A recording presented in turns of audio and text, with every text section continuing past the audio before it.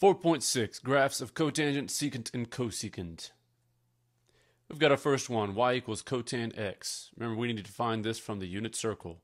Remembering that cotangent and tangent have special values at the pi's over 4. So I'm going to put my radians over here and my output for y here, but we're going to write our coordinates. At 0 radians, the coordinates of the unit circle is 1, 0. Remember, we're counting by pi's over 4 because cotangent needs the pi's over 4. I'm going to go ahead and finish out the radians, then come back and do the coordinates. Pi over 4 plus pi over 4 is pi over 2. Pi over 4 plus pi over 2 is 3 pi over 4. And then pi, 5 pi over 4, 6 pi over 4, 7 pi over 4, and 8 pi. Let's go ahead and write our coordinates at each of these values. Pi over 4, it's square root of 2 over 2, square root of 2 over 2. Remembering I'm referencing the unit circle values. Pi over 2, it's 0, 1. 3 pi over 4, it's negative square root of 2 over 2, square root of 2 over 2, negative 1, 0. And I'm just going to do the rest.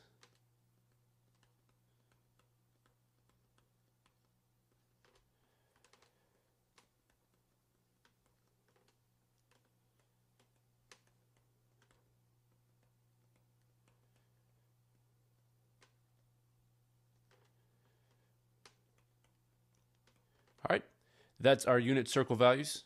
Let's go ahead and go back to what cotangent is and how it's defined.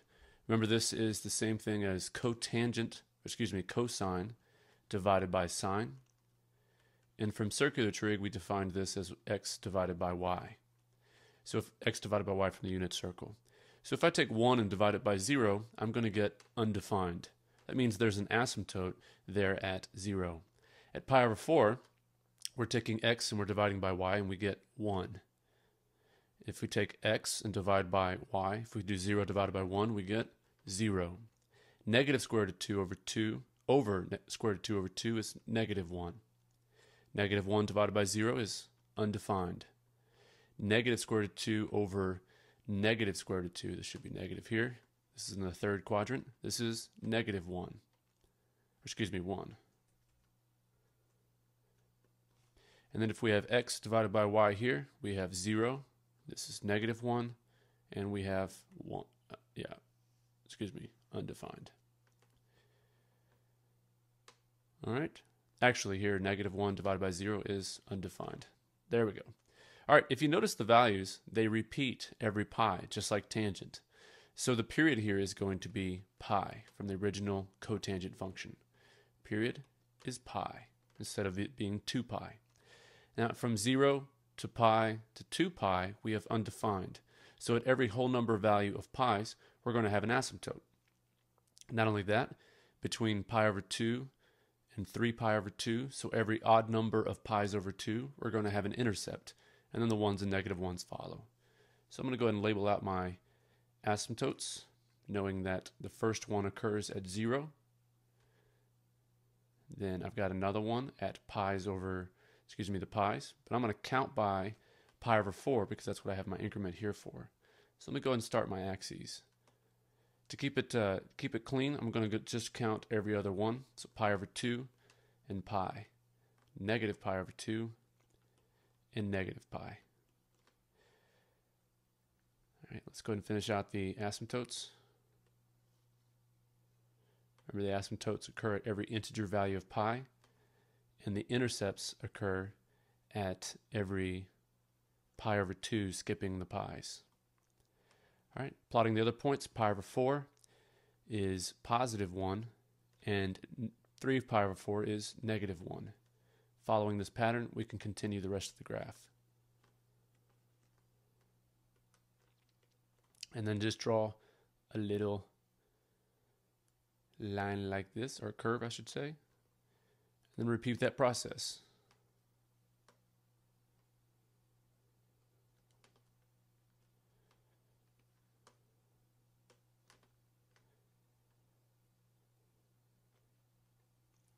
And that is it for cotangent. Note the period is pi. Because of that, we go from 0 to pi because that's when it's between the asymptotes and we're not breaking up the graph. Awesome. Let's go ahead and do one that's transformed, remembering that 0 and pi is our beginning and end values, our 0 and our pi. Let's say we have this new function, y equals cotangent, or excuse me, 2 cotangent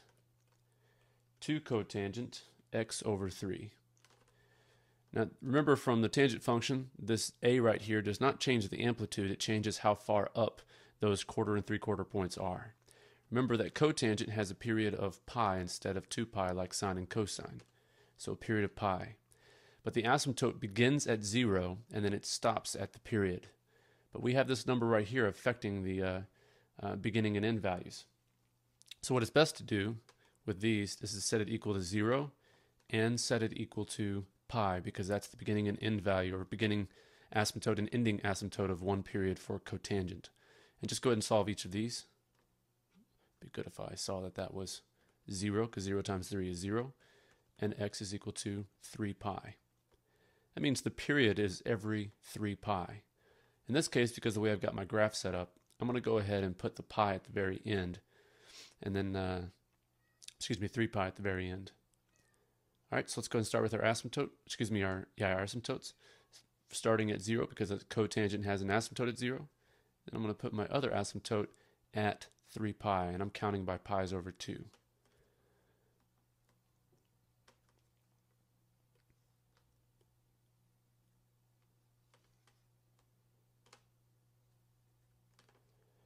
All right, if I'm counting by pi's over 2, let's go ahead and label this out: pi, 2 pi, and 3 pi.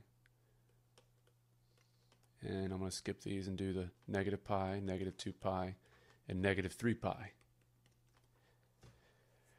Now here's where it gets just a little bit tricky. If you remember from the cotangent graph, it was halfway between the first asymptote and the last asymptote of the first period that it crosses the axis. So halfway between these values. That's why I chose to scale it by pi over 2, because halfway is right there. Now the 1/4 point, or half of the half, it goes up the asymptote. Notice the cotangent is a falling graph. So if I go halfway between these two, I'm between pi over 2 and pi. So I'm going to go up, but now instead of going up 1 like the original cotangent, I'm going to go up 2 and put a point. Halfway between the intercept and the second asymptote, I'm going to go down 2.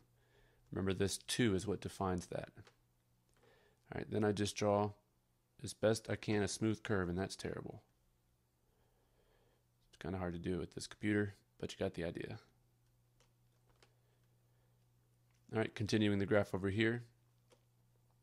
Excuse me, it's going to be right here. And remember, this is a falling graph. And we just draw a smooth curve between them.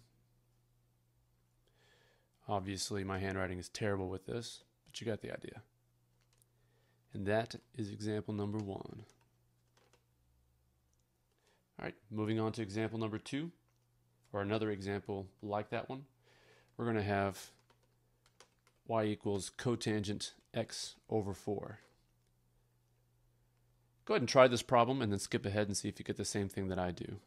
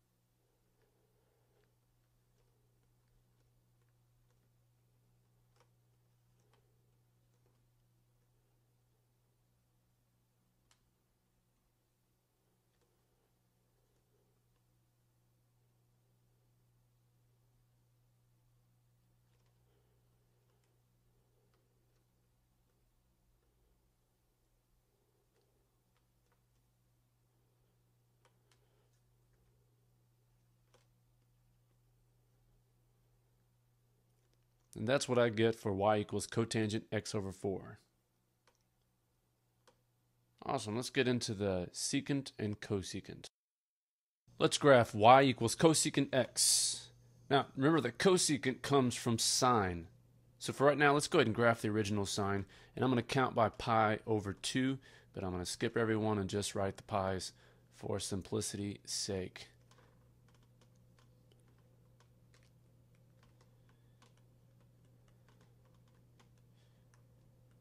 Remember that sine starts and stops on the axis, and the original sine function starts at 0 and ends at 2 pi, crosses up here, and crosses the amplitude here and here.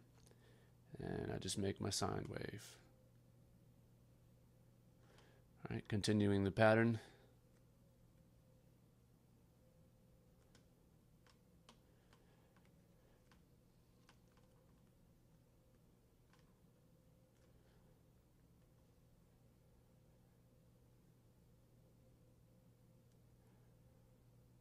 All right, this is the original sine function. Now cosecant is the reciprocal of this. That means that wherever sine has an output of 0, cosecant is going to be undefined. That means I can grab this asymptote and put asymptotes every time there is an intercept of sine. And that happens at every integer value of pi.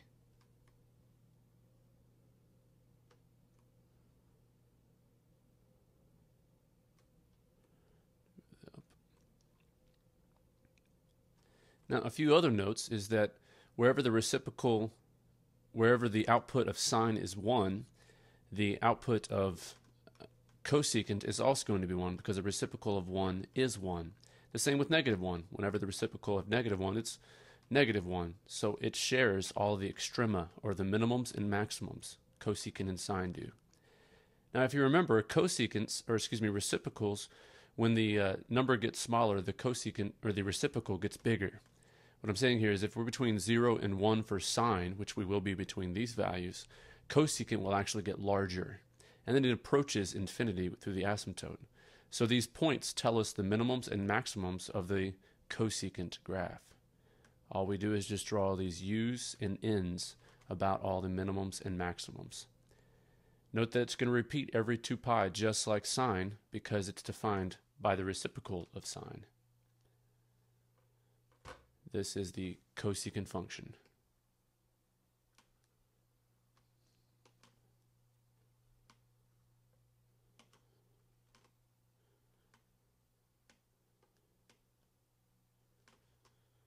All right, let's go ahead and graph the secant function the same way. Remember that cosine